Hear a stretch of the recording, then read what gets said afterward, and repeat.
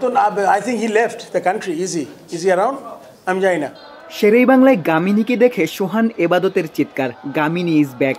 সাবেক বিসিবি সভাপতি নাজমুল হাসান পাপনের পদত্যাগের পর বিসিবি বস ফারুক আহমেদ ভেবেছিলেন গামিনী চলে গেছেন। ক্রিকেটাঙ্গনের অনেকেই হয়তো অবাক হতে পারেন গামিনী ফিরে এসেছেন। দেশের ক্রিকেটে এক যুগের বেশি সময় ধরে গামিনীর রাজত্ব, তার কার্যকারিতা নিয়েও কত প্রশ্ন।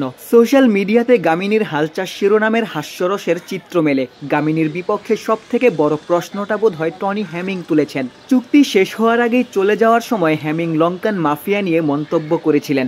দেশের ক্রিকেটে শ্রীলঙ্কান সিন্ডিকেট নিয়ে প্রথম সংবাদ সম্মেলনেই প্রশ্নের মুখোমুখি হয়েছিলেন Faruk Ahmed.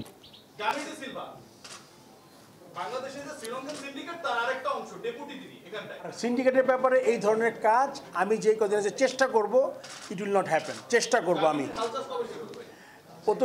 I think he left the country. Is he around? আমি জানি না।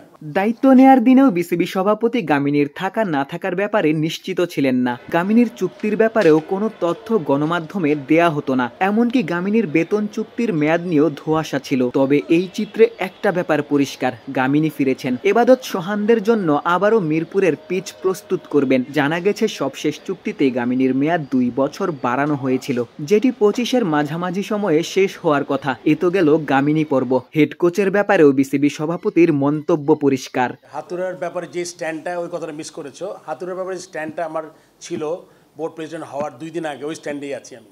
আপনি আবার ক্লিয়ার করেন, আমাদের সবাইকে ক্লিয়ার করেন। এটা কি আমি বলেছি নাকি? বাট আমিও কিন্তু খুব পরিষ্কার। এখন আমি মনে করো যেই চেয়ারে আমি ওইখানে পয়সা করতে পারি, এটা আমি কিন্তু করতে পারবো না। I cannot be that rebellion as a president of the.